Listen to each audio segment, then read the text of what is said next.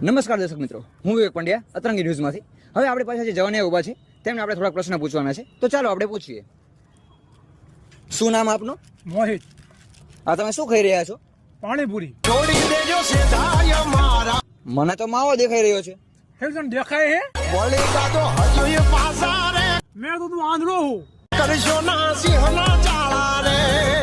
તમને ખબર છે આનાથી કેન્સર થાય?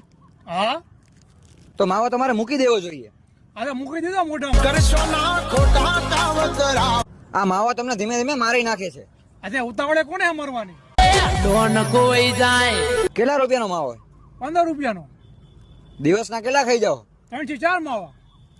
એટલે મૂળ તમે મહિનાના 1800 થી 2000 રૂપિયા માવા પાછળ બગાડો છો. તારા ક્યાં બગાડું હું?